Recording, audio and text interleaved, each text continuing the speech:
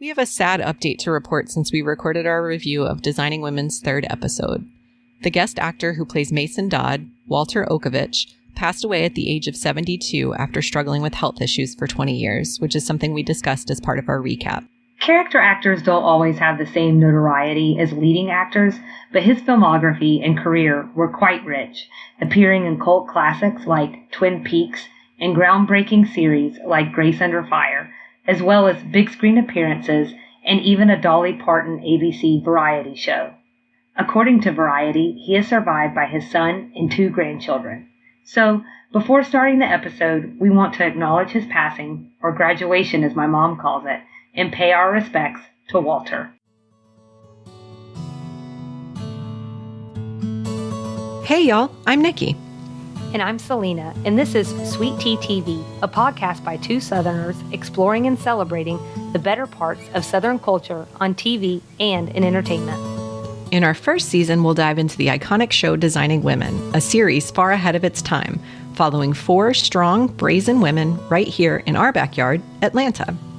So join us as we break down each episode and discuss what they got right, what they got wrong, and how this show holds 30 plus years later. Come on, let's get into it.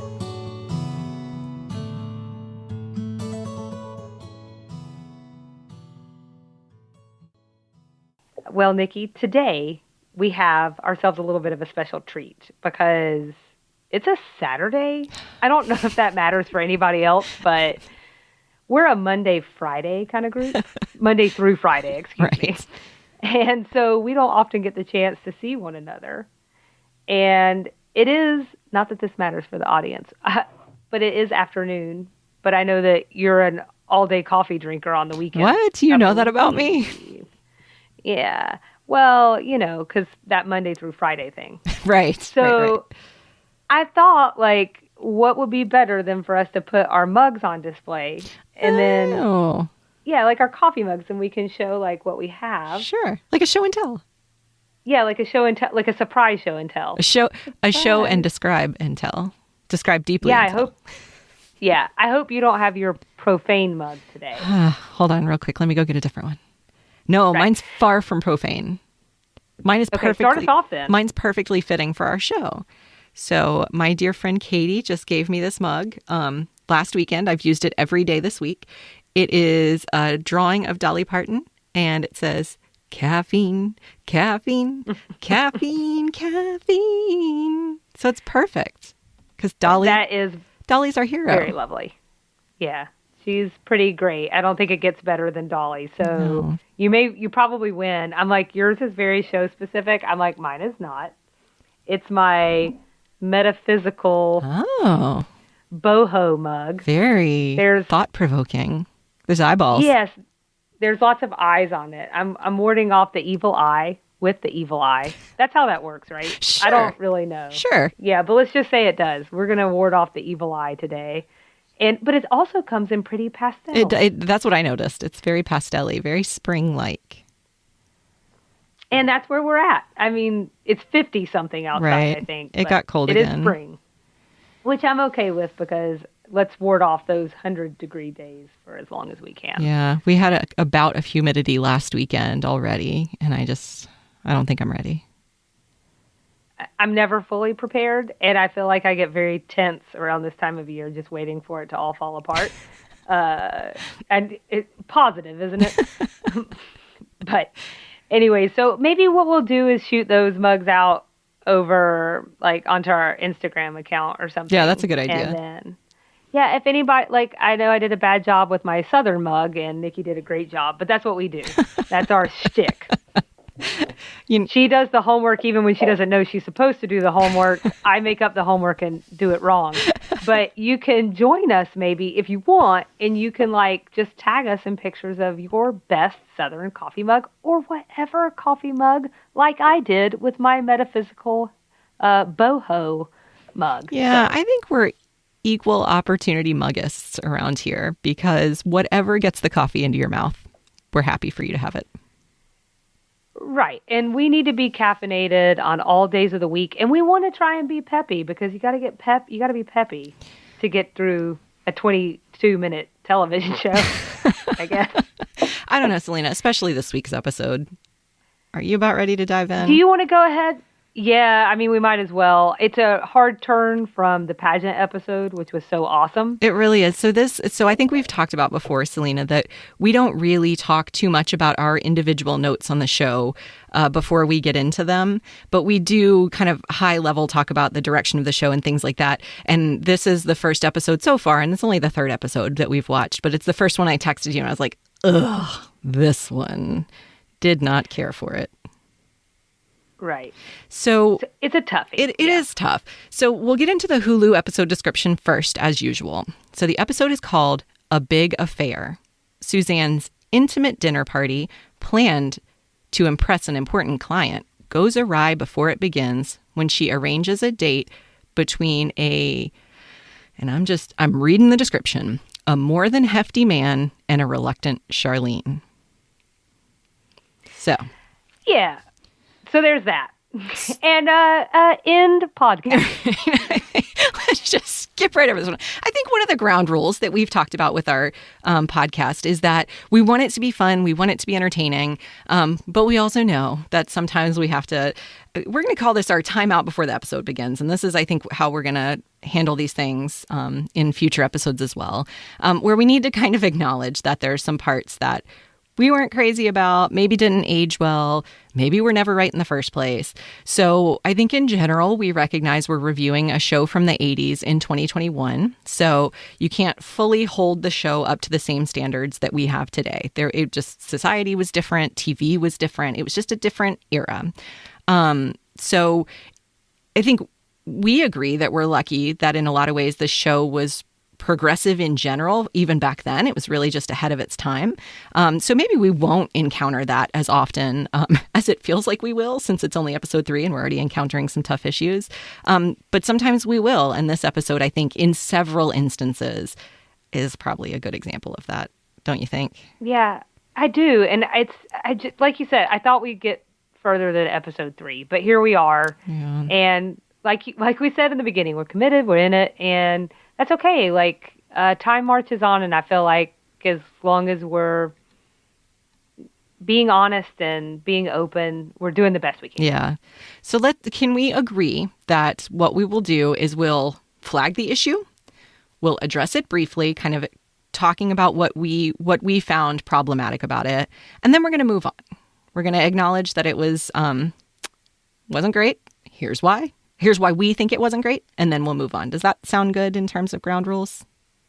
Yeah, I think that is a perfect way to handle it. Or, well, there's no perfect in this situation. So we're doing the best we can. Hang in there with us. We're also not trying to overreact. We're just, like I said, we're just trying to be honest. And I think as a whole, we just kind of, it's supposed to be a sitcom, and it just didn't, the jokes weren't landing. Yeah, this one 35 years later was real tough for me. So right. I think on that note, jumping into the episode, we have a red flag almost right off the bat, which is awkward. So another Charlene on the phone moment opens up the episode. Again, bingo card. If we were playing, somebody would have gotten that one. But Charlene's on the phone with someone named Walter, who you learn through the context of their conversation is a client who's in a college fraternity. And the fraternity owes some money on some sofas. And this plot's going to run through the whole episode. So I think the awkward part here is during the conversation in a very sort of lighthearted, nonchalant way, they reference a Slave Week fundraiser. Yeah, you heard that right. Slave Week. It was awful. It was terrible. So I think, when we talk about issues related to the South's complex relationship with slavery and racism, we want to have that conversation, I think, Salina, knowing we're two white women. I just feel like that's an important piece of information to share. I think that is absolutely something that we want to be very clear on, that we are not underneath some sort of false understanding of who it is that's speaking right now. Yes. Yeah. So I just want to make that known. So what we think of this probably, and in our perspective, probably is the least important in any of this. But again, in the interest of saying like, that that wasn't right, and here's why. We're going to call it out.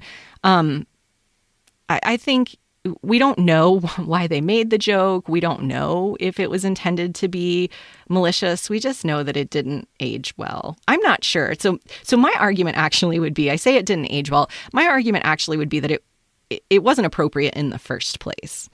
And this is a thing, this kind of slave week in universities. This is a thing that still happens. And I was just doing some research. As soon as I saw this, it rung in my head some stories that we've heard in the last few years about college fraternities, some in the South and some in other places, having accusations of blackface at socials or as part of whatever it is they're doing. So I did a quick Google because it's always hard to remember those things. And UGA, which we've talked about before, the university I went to, as recently as 2018 or 2019, there were some frat brothers who were suspended for mimicking slave ownership. And it was alarming, this video. It's like these drunk kids just sitting on a bed. One of them has a belt and is whipping his friend and says just some really horrible things. And it was just alarming to me, like, he's drunk and that's the first thing that came to mind for him. How strange. Yeah, right. You took the words right out of my mouth. Yeah. How weird is that? Right. And if we're laughing, it's because we're uncomfortable. Very uncomfortable. I watched that video and I just, it really, it made me sad. So I was a part of Greek life when I was in college. That is not representative of my experience with Greek life, but that is absolutely, obviously not to say that didn't happen. So it's just unfortunate. And then I found another story out of California where they had like a multicultural week and one of the brothers put on blackface and wore blackface as part of his costume or whatever. So anyway, I don't want to linger on this too long, except to say I think it's really easy to say, "Ugh, 1986, what a time," but it still happens today. So super inappropriate whenever it happens. So that just like when you open an episode like that, was not a good start. I agree. And if I can just tack on to there that, there have been, in taking it to television, because for some reason, you want to say it's a safe place, but it's not really. But I think the other thing is like you said, it was so nonchalant. It was like this random mention. We're just getting into the episode. It just felt so unnecessary. Also, I'm sorry, I'm going to cut you off real quick just to say, I had to specifically look up, I found a transcript of the episode online because I couldn't understand what she was saying because Slave Week fundraiser so far from my head of what she could have been saying.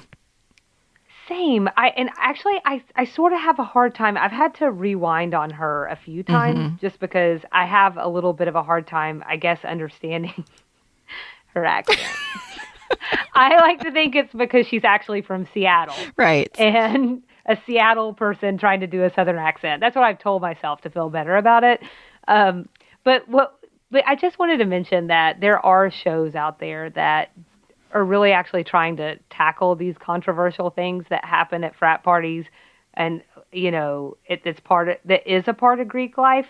And one thing that I remembered this morning, there's a show on Netflix and it's called Dear White People. And season 1 really follows a controversial event that happens at a frat party. And then the audience slowly over the course of the season is introduced to multiple perspectives through people that are part of the student body. And it's like a diverse group of people. And so I think that's, if you want to check it out, I think it's a really good way to sort of see a more positive outlook, at least, I don't know, but maybe positive is not right, but just a way to really kind of break down what's going on there and in a way that gives that issue its due without it being like this off-the-hip one-liner. Yeah. And I think that was one of my biggest problems with this. Yeah. So. But like we said, we weren't going to linger. So flag number 1. Check. And we're done. Yep. All right. So with the red flag out of the way, we can get into the rest of what happens in the episode. I think I mentioned that the frat bought some couches from Sugar Bakers and they're having trouble paying the ladies back. So through this conversation, Charlene agrees to give them some money. So that's sort of how the episode opens up. How do you normally say it? Suzanne flaunts in. She flaunts in.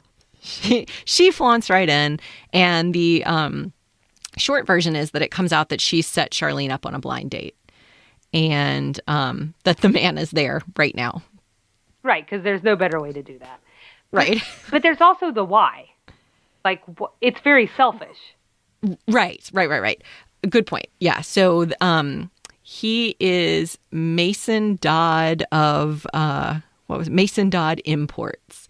And again, this is where I probably should have read the transcript more closely here because I couldn't fully understand what she was getting out of it except some like free stuff. I got you, girl. I'm here. Okay, perfect. Thank you. Okay, so there's a couple of things that Suzanne notes about him as she like strong arms Charlene into this date, right?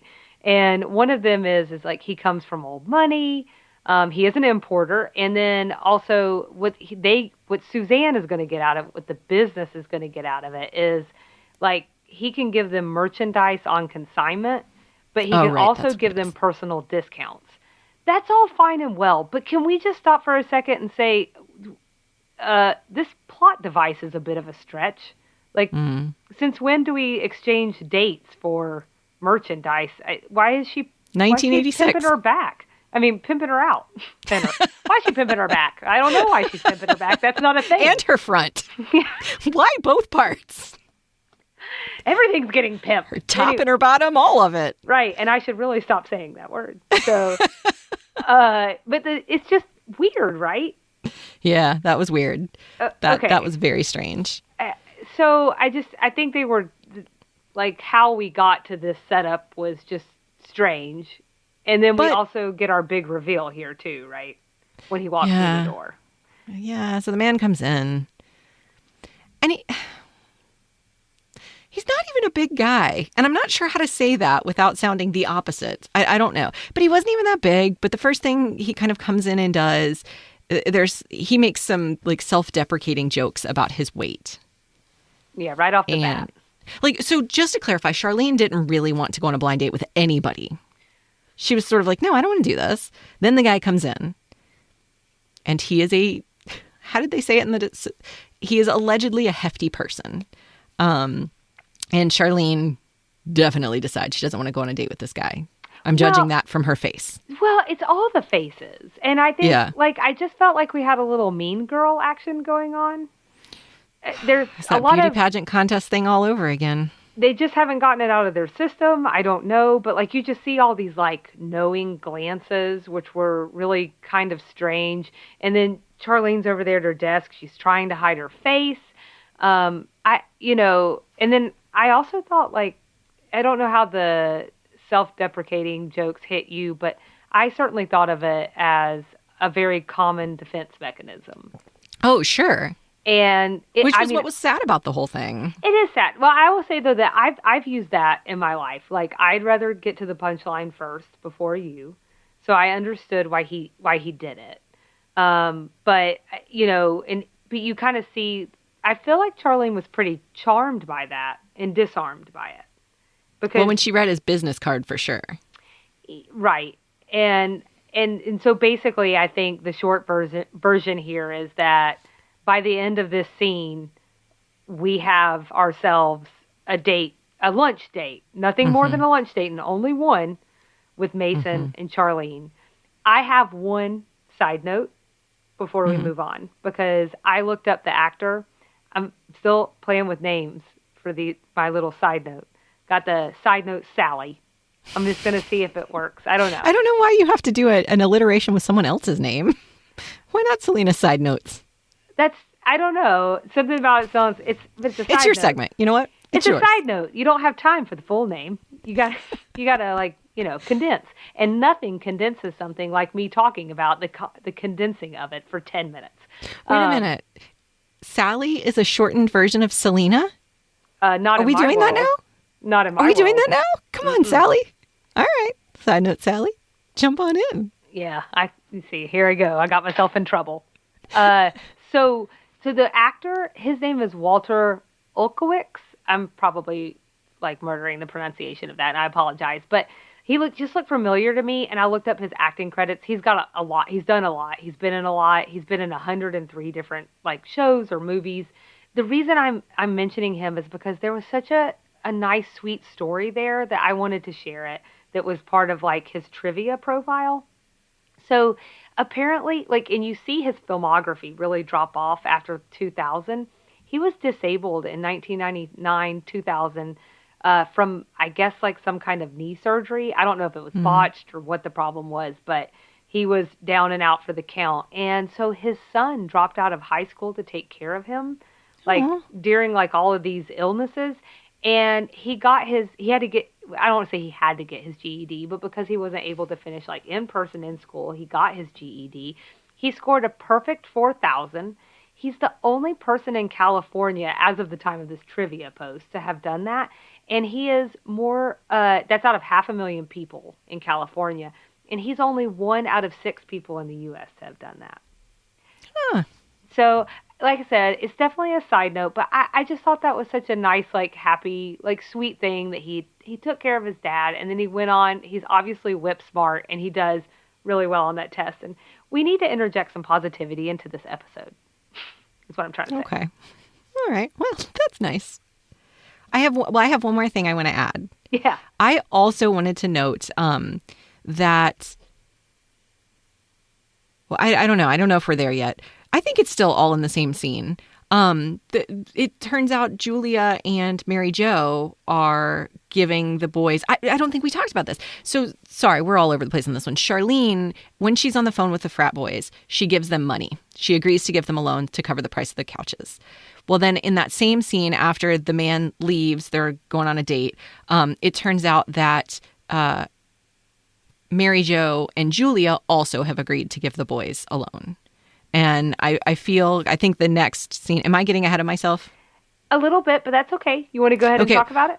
Well, then my notes are all out of order. Well, you're in it, so let's talk about it. Well, so I think that's an important kind of like, it brings the show together at the end. But the one thing I wanted to point out, I don't know if you noticed the significance or possibly insignificance, but I noticed, of the fraternity's name. Oh. So they were Alpha Tau Epsilon or ATE. 8.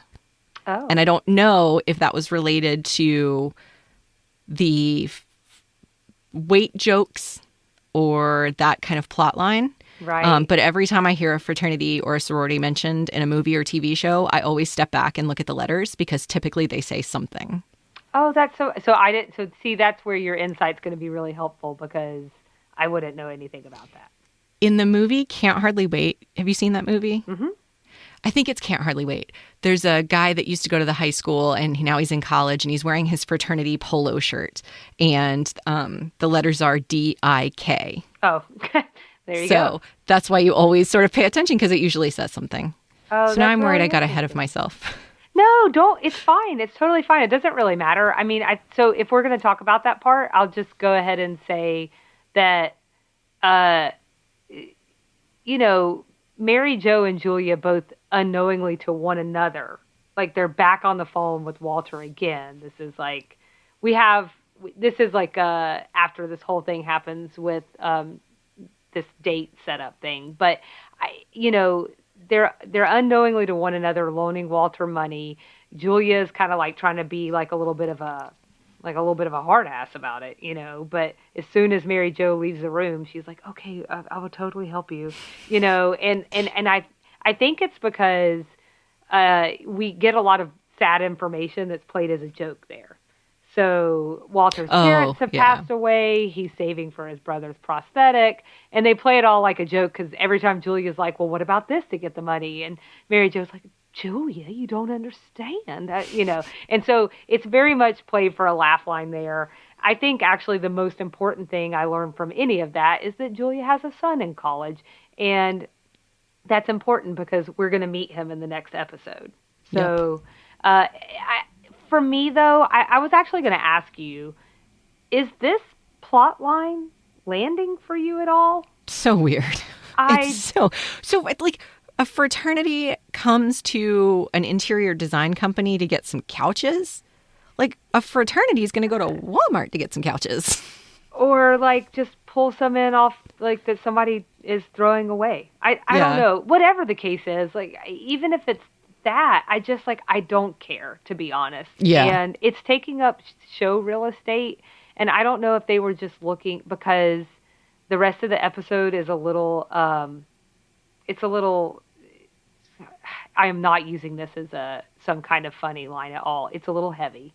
And for that reason, I think maybe they're trying to interject something that's just playful, but it didn't do anything for me, honestly, because I've had to rewatch this one. Every time I get, like, more annoyed with this plot line. I hear that. Yeah, it's weird. That's just my feeling. Don't love it. Yeah, I was curious, because I was like, maybe, what if Nikki loves it? Maybe I'm just being like a butt, but I don't. No, I mean, the second it turns out it was a fraternity, I was just sort of like, it just all is so unbelievable. It just doesn't make any sense. And then these women are, like, giving them money. It just got weird. Yeah, I'm like, is this why the business isn't doing well? You're all giving your money away. Right. They have to pay for the products. We're not talking about the business not doing well anymore. Oh, that's right. We're past that. Was an episode 1 thing. That's right. We are done with that. It's resolved.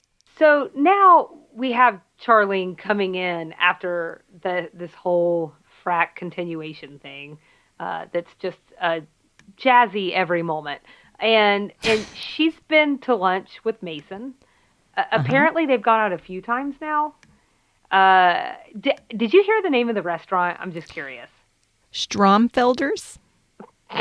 Okay, here's why I'm laughing. I thought it was Stropfellows. Oh, well, do you know? Well, let me say, I know that from the transcript yet again that I found, because I was curious if we had another Nikki's Nibbles in the works. Okay. And so I needed to know if it was a real restaurant. So the transcript calls it Stromfelders. That's not what I saw the first time, or what I heard the first time. I don't remember. But it seems to be a made-up restaurant, so no Nikki's Nibbles. Oh. Sorry, fans. Well, it turns out that Stropfellows seems unimportant now, but it is a restaurant, but not in Atlanta. Where is it? Well, I found a Stropfellows in Pittsburgh, I think. It's like a really traditional, like, Godfather-looking steakhouse. So... well, we may never know if that was real or not. Yeah, which I feel like somebody's going to be like, I think you mean Godfather-type Italian restaurant, but I'm just telling you, it's definitely a steakhouse, but it had, like, those kind of, like, lush, like... I'm like in my memory of what it looked like. Anyways, I appreciate how much effort you put into figuring it out. It's going to look like a McDonald's when you go look at it. It's basically what's going to happen. And you're going to be like, Salina, I'm worried about your brain. And I will be like, yes, me too. But like those lush, like kind of red, like oversized Sure. boots. Okay. Anyways, it doesn't matter. There's not one in Atlanta. We could go on and on about that. It may or may not be that anyway. I don't know. Yeah. So this just sort of felt like one of those times where we could have used a real restaurant, but whatever. Obviously, that's not really. We're grasping for straws on things to focus on in this episode, other than the ugly things. Okay, that could be true, because this part gets incredibly difficult for me. What we basically get is, once Charlene comes in, she has this whole breakdown. At first, it seems like she's standing up for Mason. And then, but what really happens is and these are her close friends, whatever. You should be able to be yourself in front of your close friends. And if you're being a jerk, then by all means, tell your friends about it. But she basically said, I tell my friends all the time when I'm being a jerk. But she's feeling embarrassed, and he's starting to notice. There's just a lot of comments that get made here that really blew my mind. It starts out with her. She says she's basically going out in everything short of a ski mask. Can we just stop and say it's been a week? So how many times could you have gone out? But there's this whole comment made about, how am I supposed to feel when we're going into the restaurant and they're seating us for a party of 6? You know, people are staring, they're guarding their food. And I don't know. I wonder, so one, it could be possible that people are doing that. I was also wondering, is she projecting her feelings? I was just thinking that. Okay, so that's what you were thinking too. Yeah. It's just so weird. I mean, I don't, he's not an unusual looking person. He's just, there's no like oddness about him. He's not like needs, there's nothing that would like make you think people are staring at this man. He looks like a totally normal sized man. It's all very uncomfortable. And then this is where it takes a really bad turn for me, is where everyone else starts to weigh in. It's just like they're frankly mean jokes. And well, we learned in the last episode that Mary Jo has a little bit of a mean girl streak. So I wasn't totally shocked when she made a joke, but Julia got in on it. And I kind of think of her as the voice of reason. So yeah, man. Even at the beginning of the episode, we didn't specifically talk about this, but Suzanne, when she comes in at the beginning of the episode, she's talking about this really difficult day that she's had that's like full of first world problems, and Julia immediately calls her out on it. So I'm sitting there thinking, there's Julia, our voice of reason. Then this scene comes around, and I'm like, Julia! Yeah. Because they do, basically the conversation comes around to like whether or not sex with this man is even possible. So strange. And Julia chimes in to let them know, well, she sat on an elephant. I got a lot of problems with that. And I think that one was super cringy. Yeah, and just so you know, Nikki, I think sometimes we have to decide, is it worth repeating something that's so terrible? And sometimes it's not. But in this case, I wanted to share that because I felt like that was just so over the top that I think I wanted to bring that one out specifically as an example of if someone wants to say that maybe Linda Bloodworth Thomason is like trying to address this issue in a way to show all of the different viewpoints and how people are rude, like this is where it falls apart, because this is beyond like setting up something to show like, hey, we need to accept everyone for who they are, and right, and not be judging people. To me, in this part of the show, if that was a possibility that this was some sort of lesson, using him as a laugh line, that's not a lesson. So, agreed. That was awful. Yeah. Then we get Suzanne. She comes back in. Suzanne's always by herself. And the other three are always together. I kind of find that interesting. Yeah. But so she discusses one thing that came up earlier. I don't think we discussed really the dinner party aspect of all of this. Part of her. Oh, yeah. Yeah, it's okay. So I dropped that. But so basically, just so we're all on the same page, part of her setting up Charlene with Mason was that it wasn't so much all these dates they've gone on. It was so they could be each other's date at this dinner party that she's throwing. When she comes in the last part, in the earlier part of the episode, this is like a week ago, she's lost her housekeeper. Like they quit or something. And she is in the process of hiring new help. That new help is on the way from another country. We're not told where, but from another place to the U.S. And so finally, that's kind of what Suzanne is talking about when she comes in, is she's talking about the dinner party. She's talking about Consuela, who is going to be she is the person who is taking care of her house.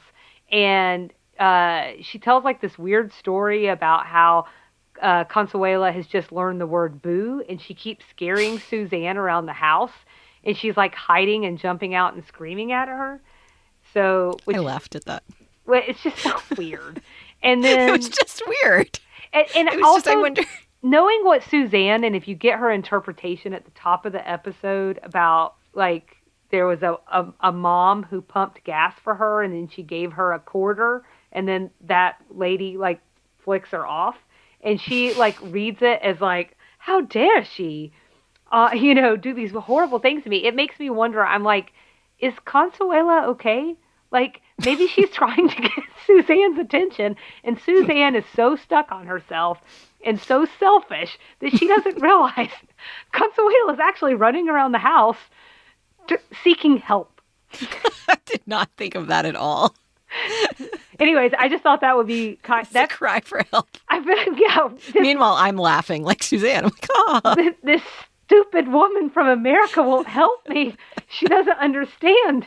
So we also learn, I guess, like her brother, I don't know if her brother came with her or what happened, but we find out he's a gourmet meat packer. I don't know why Suzanne chose this wording, but he's going to slaughter up something special for them for the dinner party. Yum. And I think the big part here, too, is that, like, all this leading up, this whole conversation that they've had, Charlene's embarrassment, all of this stuff around Mason is culminating to the fact that she's like, I want to break it off. And Suzanne basically tells her no. And here's where my head's at. They're going to stay together? What could go wrong at this dinner party?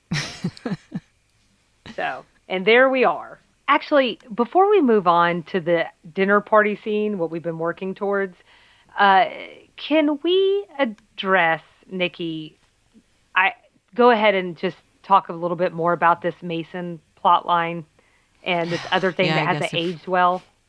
I guess that feels the most respectful thing to do. As much as I would like to just move on because it makes me so ragey. Yeah, it does. I think we're calling this our red flag number 2 for the episode. And what it really boils down to is the problem here is fat shaming, and then also for the other people in the show, some fat phobia. These are actually terms that exist in the world because I personally don't really like the F word that much. Not that F word. So, so for me, it's not my favorite. So you're not really going to hear me use that term outside of these more like what they're culturally known as. But I think I'm going to, just on a personal note, this strikes a nerve with me because I have family members that I care a great deal for, and they struggle with weight issues. And there's a lot of stereotypes that come along with weight and, laziness, even like things that that somehow they're not smart or all these kinds of things that just don't make any sense. And really, they remind me of some of those Southern stereotypes that we get. And our job is to bust up those stereotypes. And so I think because there's like a familial connection here, and because I know that this is just absolutely not true, it feels like a really important time to call a spade and just to say, like, this is not really correct. Well, I think I will say, just in defense of the show, at least they didn't dig into those stereotypes necessarily, and probably because there wasn't that much time. They really just focused on how Charlene felt about the whole thing. They didn't really get into really much of why she felt that way, just sort of like that embarrassment we talked about earlier.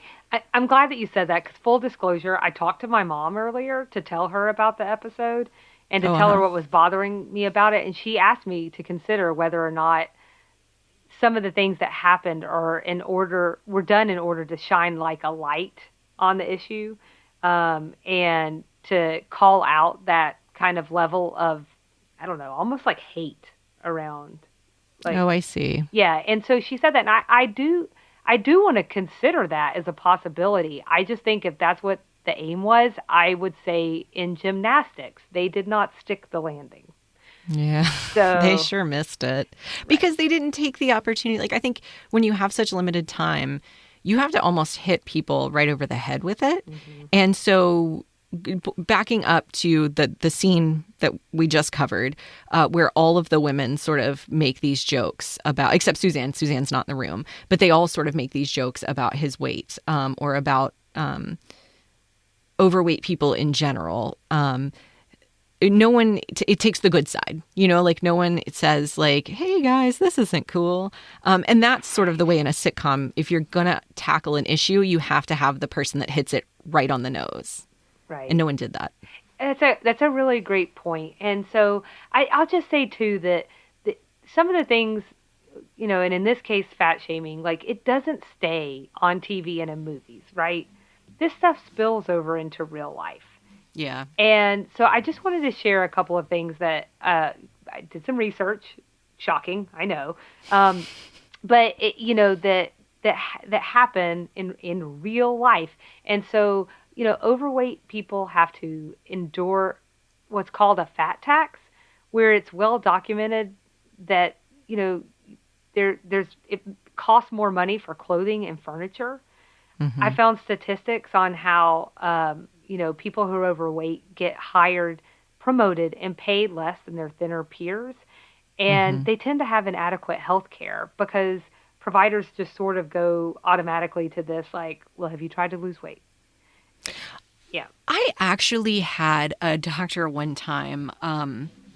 It was an OBGYN, and we were talking about infertility and having trouble getting pregnant.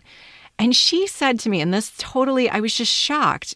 And I'm not a super like pearl clutchy PC sort of person, because I think people, you can't censor yourself all the time. And sometimes people slip up in their mouths, talk faster than their minds. They say things they don't mean. So I don't usually get too uptight about things. But she said to me, it just really blows my mind when these women come in here and they tell me they've tried everything to get pregnant, but they're 35 pounds overweight. And it's clear they haven't tried everything. And I was just like, oh my. Yeah. It was so like, it just struck me that was her take on it. And there, I'm sure it was coming from somewhere grounded in medicine, but it came out very judgy. And I think I'm sure that's what a lot of overweight people deal with healthcare providers, is the judgment. Yeah, it's a little, that's a very disappointing story. So, I threw you for a loop, didn't I? You're not really sure where to go from there.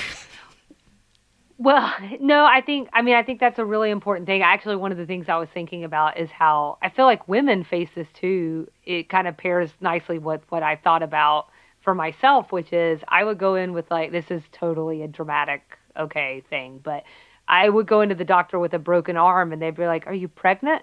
I'm like, "No, dude, my arm is broken." So I'm not saying that I'm facing the same things. I'm just saying, like, I think there is this thing where providers have these ideas stuck in their head, and it's hard to get their mind off of that and onto other things and actually practice patient-centered care. So, but that's a topic for another day, and probably conversation for another day. Probably another podcast. So to take this back to TV, I just want to say like that I wanted to quickly look at how like fat shaming has crossed over TV historically, and you'll find this very shocking. Women come up a lot. So I was going to say, actually, and I'm not sure if you're getting to this point, but at least this show didn't play into that like double standard that it's okay for men to be overweight but not women. Have you ever seen the movie Shallow Hal? Oh, I can't. It's awful. And the whole idea is that Gwyneth Paltrow is overweight, but Jack Black can't see it because he has some magical spell or something. I don't remember. He's what's the word when hypnotized, and he can't see it. So he only sees her true beauty, blah, blah, blah. But he's obviously an overweight person, but it's okay for that, but not for her. And the movie is told with such a straight face. It just drives me crazy. But I think that's true in other shows as well. So I do agree with you. I wasn't sure how to put that. Like, is this a stride? Oh, well, because we focused this on a man. Well, I didn't know how to bring that in, but I think the point that you're making is well taken, and I could never get through Shallow Hal for lots of reasons. But no offense, Shallow Hal. So I looked at a 2017 study commissioned by Refinery 29, 33 female characters those 33 female characters who were leads or co-leads in the top 100 films of 2016, only 4 were roughly size 14 or greater. First, can we address the other thing that only 33 of 100 characters were female? So that's another podcast too, I guess. I'm sure we'll get there at some point. Yeah. But so you see just like the representation is low. And that's why diverse stories matter if the representation is that low. And it's also important to understand that four women who wound up getting those roles, that's compared to 70% of U.S. adults, according to the Centers for Disease Control and Prevention, who are either overweight or obese. So those numbers, I'm not mathy, as you know, but I can tell you those numbers are really far apart. Even I can tell you that. And so, like so many other groups who are underrepresented on TV, I think we're just coming across another one that is facing the same issue. And you know, when you look historically, like for a long time, you would find that these individuals would wind up being the butt of jokes, which is some of what we see here. And then when they do break through that barrier and they're actually like a main character, their stories often focus almost entirely on weight. The entire plot line. And that's really what we see happen with Mason in this episode as well. And I don't know that I would have totally bought into that, except for because I couldn't think, I could think of a couple things off the top of my head, but an article I read like gave them like back to back to back. And so like Mike and Molly, it's about a couple who meet at an Overeaters Anonymous meeting. I had not heard of ABC Family's Huge. That's a show, but it's about teens at a weight loss camp. You and I both watched American Housewife. And that is, I'm sure you remember, largely focused on the fact that she kind of was not really in with the moms. And it was for a lot of reasons, but one of them was certainly focused on her weight. Oh, yeah. And then if you've ever watched This Is Us, Kate, who's a main character, one of the main siblings in season 1, it almost completely revolves around her weight. So the bottom line, we need more stories, not just weight stories, not just butts of joke stories. And then because we're dealing with a man in this episode and not a woman, I pulled a quote from James Corden, and I thought it was really relevant for this episode. And here's what he said in another podcast. If you are chubby or fat or big, you never really fall in love, you never have sex, and certainly no one really ever finds you attractive. Now, this is him talking about playing different characters. Oh, okay. Okay, so that's an important I was like, well, I thought he was married. Yeah, this is about... Just say he doesn't love his wife or partner. Right. I think he's married. I think so, too. So those were the things that I found. I wanted to be sure and share those. And I also want to leave with a couple of thoughts in this particular area, is that I am not saying we're doing better in 2021. Not by a long shot. I mean, that's what all this is kind of building up to. You know, we've had a little progress here, a little sprinkle of progress over there, but on the whole, I'd say we're still in a huge fail territory for this issue. And, you know, I can't speak to all content in the world of 1986, and maybe this was light years ahead of what everyone else was doing at the time. Maybe no one else was even talking about it. Maybe no one... I don't know.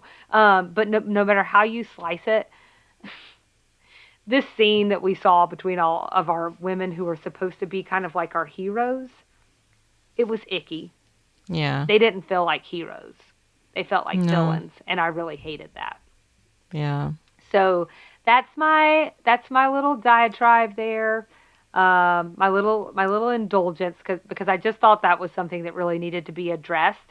And if you're okay, we can jump into the dinner party. Yeah, it's just so hard to make that turn. Thank you for covering all that. I think that's true and all important. So yeah, awkward all the way around. So pivoting, moving along to the dinner party. Dinner party! There were a couple of bright spots in the dinner party. Yeah. So we get to the dinner party. It's Suzanne's house. They actually show the outside of the house. I don't know if you had any feelings or opinions on that. It was beautiful. It did look a little Southern, which I appreciated. I did. I mean, so I thought that looked more like what I expect to see if I'm up. I'm going to blank on the name. I don't think it's not Ponce, but wherever the governor's mansion is. Oh, yeah. That whole road is like those kinds of houses. That is going to drive me crazy. Yep, and I cannot believe I'm Piedmont? blanking on it. I don't think so, and I'm going to feel really dumb if it's Ponce, but I'm sure the audience will love to hear about the different roads in Atlanta. I know. We're going to take them on a geography lesson now. Yeah. Doesn't really matter. Anyway, point being, it does look like a Southern house. And I think one of our criticisms in the last episode was the place where they filmed the beauty pageant scene didn't feel particularly Southern from the outside. So that was kind of cool. So anyway, they're at this beautiful house. They open the scene at a beautiful formal dining table with Charlene and Mason and Suzanne, Mary Jo. There was Julia, and there was some man there. I don't think they introduced him. This is what I'm saying. Who is that? Is that? Yeah, I don't think they introduced him. Yeah. Somebody's date. Well, sitting next to Mary Jo, so you would think it was Mary Jo's date, but Ted obviously isn't in the picture anymore. So for all I know, it's Suzanne's date. Yeah, so we have no idea who that guy was. Although I will say, maybe this is where I should mention it. I read something somewhere that the episodes were aired out of order from when they were filmed. That's so funny. I just read that last night. Oh, okay. So it's possible that maybe that man is someone we would recognize if we had seen later episodes. Okay, but it doesn't really matter. That's a thoughtless choice, though. Yeah, I don't want to spend too much time on that other than they're sitting at this dinner table. Interestingly, it sort of feels like we make an appearance on the show. Did you pick this up? Mary Jo talking about Southerners on TV. I'm sorry, you mean Mary Jo pitching our podcast? Yes. Yes. So Mary Jo is sort of talking about the portrayal of Southerners in TV and how frustrating it can be. The B word strikes again when Charlene tells a joke that was kind of cute and funny. So you've heard that joke before, though, right? Yeah, probably. It is like a classic Southern joke. I have heard no less than 25 iterations of that joke. So it was kind of funny. It makes the whole room laugh except Mason. He does not laugh. And she says, why aren't you laughing? And then he says something about being fat and jolly and not wanting to play into that stereotype or something. I mean, honestly, anytime they told those jokes or he tried to be self-deprecating, I was just sort of like, Yeah, it was something about a trough. Yeah. All right. Mm-hmm. Right. Anyway, it was bad. Yeah. So that happens. I think there are some interactions before. So there are some interactions with Suzanne and the housekeeper, right? Before the Charlene and Mason conversation. Yeah, there is, because I think she goes to check on the food. Everyone's hungry. They kind of show these little snippets where you get the idea that everybody really needs some food. It's like 9 p.m. and they haven't eaten. It's kind of a disaster dinner party. Yeah. Like every dinner party in every sitcom, by the way. Just, I don't know. Right. That's the whole point of it's always supposed to be shenanigans. But, we don't see her. Suzanne just goes back into I'm assuming the kitchen area. But we hear Consuela scare her and scream crazily at Suzanne in the other room. Yeah, and there's a whole joke about her holding up a knife at her, but it's okay because it's a little one. So that was a whole thing as well. Yeah, it's tiny, so it's fine. And so that was all very weird. And on that note, I think that gets us into red flag number 3. Okay. It's our final red flag. It's also the last 4 minutes of the episode. Yeah, well, we still have the whole scene with Charlene and me. Yeah. So we have somewhere to go from here. But basically, I'll just be quick. We don't get a lot of Consuela after that one part with them apparently chasing each other around in the back. But it does seem happening. It's weird. Just a few numbers to chew on. So Latinos made up roughly 5% of the movie characters in the 100 top grossing films of 2013. And couple that with this fact. Between 1996 and 2014, 69% of maids in television and film were Latina. So I'd say we have ourselves another representation issue here. I also read that there are these occasions where the actors who go in for different roles, they're basically being asked to play up and use like a thicker accent. So that's not great, right? Yeah. And here, taking it back to designing women specifically, and with Consuela, we don't even get to see her. That's not important, apparently. What's important is that we know that she's a little nuts, not particularly good at her job even, and perhaps a little dangerous. What could be the harm? And so those are just sort of the things that I kind of found to be a little concerning in this particular runner throughout this episode. And I'll be interested to see how they handle it moving forward. Yeah. With that in mind, I promise, last red flag. You already know, Nikki. This is our promise to you, dear audience. Right. We also didn't write the episode. So right. I was going to say, I guess we don't have to apologize to anybody. We didn't make it problematic. In all fairness, I bump into chairs and I'm like, sorry. So sorry. So I have that to work on as an individual. But to get us back into the show, so Charlene asked Mason to join her in the hallway. And she confronts him out there about embarrassing her with all of these self-put-downs. And what do we get? The surprising turn. He wants to break up with her. Yeah, he turns the tables pretty hard on her, and he's like, "What are you talking about? You're the less educated one of the two of us. You're the less wealthy one of the two of us. There's a huge gap, a social gap between the two of us that it's quite honestly, a little hard to ignore." And she gets really upset, understandably. Really upset, yeah. She gets really upset, and she gets very teary and gets her feelings hurt because it's horrible to judge people that way and to assume that they're not at your level. Right. But then, and I don't know if you have a different way that you want to kind of deliver the twist, but the twist really was just him kind of saying, I didn't mean any of that. That's not true. Right. I just wanted you to know how it feels. Well, it all happens very quickly, right? Yeah, it does. Yeah. Like where you're I felt like a little, like a tennis ball or something getting whacked. But they did their job, court. because I got really mad at him for a minute. This whole episode, I've been feeling like, God, these women are horrible. And then he did that, and I was like, hold up a second. That's not kind either.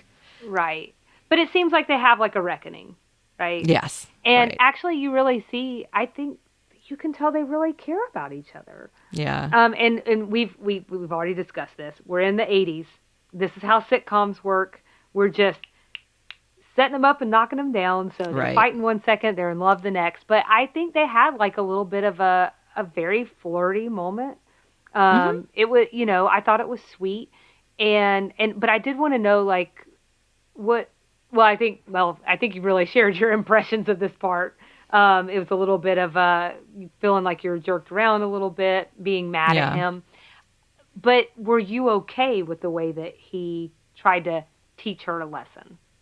No, not really. Okay, good. I mean, not good. I'm like, good. No, but that's good. I just wanted to say that for me, that was difficult because I understood that he wanted to prove his point, but I have in my notes, that was pretty mean. It was a game. Like, again, it's just, if you want to throw in a fourth red flag, relationship red flag, why not just tell her, that is really, really hurtful. And if you feel that way, this isn't going to work because I am who I am. And I would be happy if we find a workout routine that works for us, or if we want to together work to incorporate fruits and vegetables into our diet, or whatever, he says, because he also says like, I'm happy to lose the weight. And I'm like, really? Because I'm if that's a criteria for dating her, that doesn't feel right to me either. And I was bothered by that. Yeah, I think maybe that's a setup for us to know, like, he's going to go join Ted. Yeah. He and Ted, they're going to go import and gynecological themselves around the country. Maybe they'll be having the best time. I don't know. But I just felt like we were sort of setting up the fact that maybe it'll be something for a moment. But again, the focus of this show are these 4 women. And eventually an Anthony, but we haven't gotten there yet. So right. I think we're just kind of done. But I didn't done with Mason, although I hear his name will come up again, but not necessarily. I think this is the last time we'll see him. I'm sorry to spoil that, but it is 35 years old.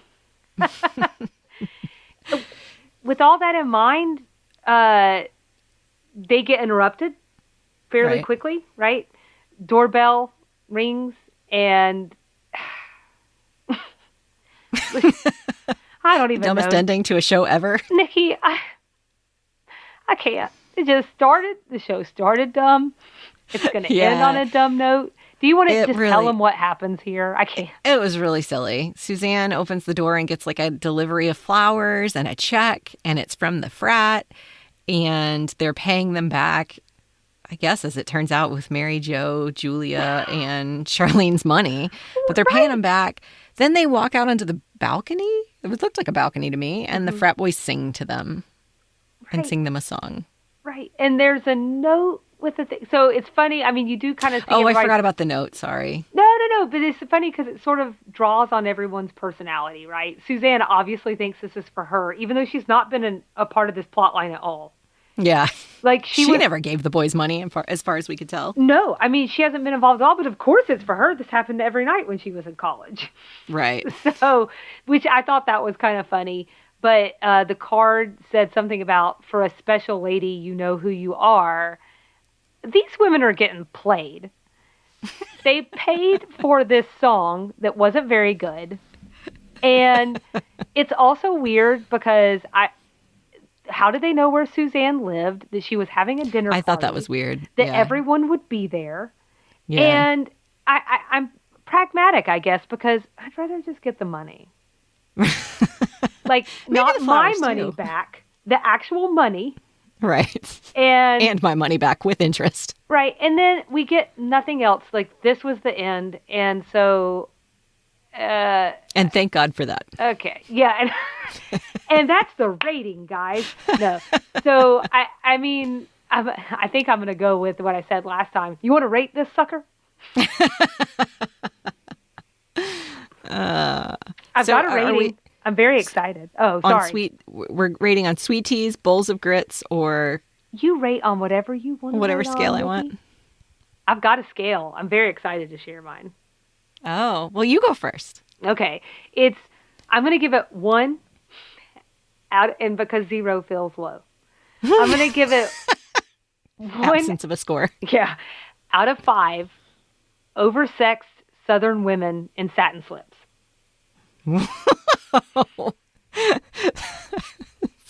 That was part of Mary Jo's story. Very specific. Oh. Yeah. And here's why. It feels pretty disappointing on the heels of the pageant episode that we love so much. Mm-hmm. We've hit our first episode that really hasn't aged well, and I feel like you and I had to do a lot of explaining. Yeah. Again, we didn't write the show. I'm not sure why we felt like we needed to. So, I mean, but that's what we've done. We've been doing a lot of talking through, around, up, down, over these 3 red flags that came up over the course of the episode. And also, I would just say that the things that were problematic in this episode, unfortunately, cheapened my favorite part of the episode, which is our third podcast host, Mary Jo, outlining all of the Southern stereotypes that aren't right. Yeah, that made me very happy to hear her say that. That's true. That was a bright spot in the episode. But how can she really do that when there are this episode is laden with issues, and she's like, it's not really fair the way Southerners are treated. Okay, well, we've lost the upper hand here. Right. Because of everything else. My other thing is that just it's getting a 1 out of 5 because storyline issues. The whole idea of Suzanne needing to set up Mason with someone to get these discounts, that was a stretch for me. We've got this fraternity plot line that I cannot talk about anymore. There's no payoff in it. Literally, there's no payoff. Not for the sugar bakers, not for us. No one gets paid except for with their own money. So Bottom line, we were supposed to be busting up some Southern stereotypes, but darn it, the show just introduced other ones for us to deal with, and that's where we are. So that was fine. Yeah, I'm with you. I'm with you. I give it, like you said, 0 is the absence of a score. So since we have to score it, it gets 1 couch you could grow penicillin on from me. Love it. Yeah, it was really not a great episode. Just not good. Meh.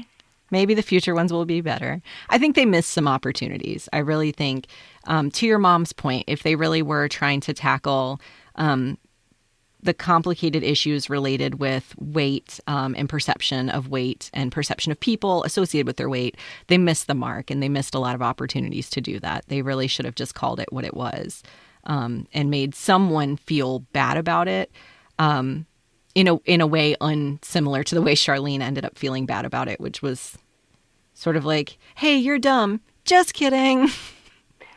It just was, I don't know, just really ugly. And I didn't enjoy this episode. So, yep, not the best. Yeah.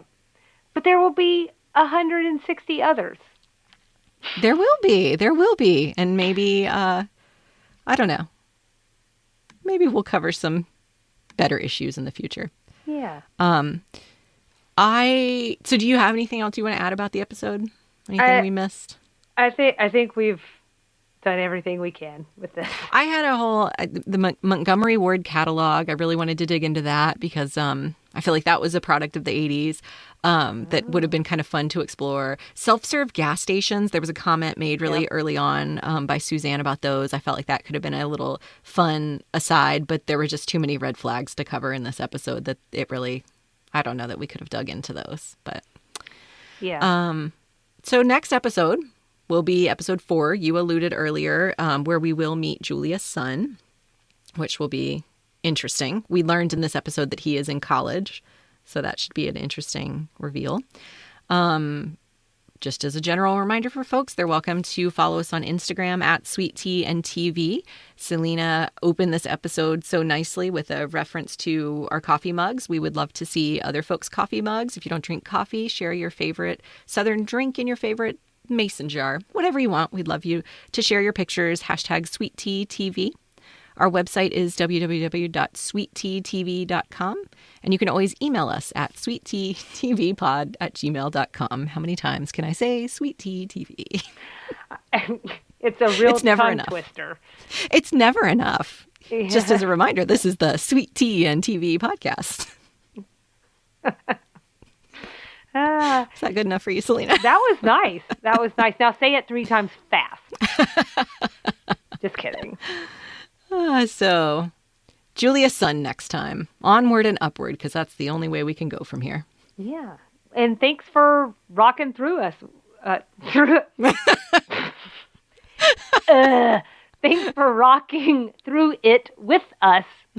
So, I think that's the best note to end on. I think so, too. So we'll see you around the bend. Bye.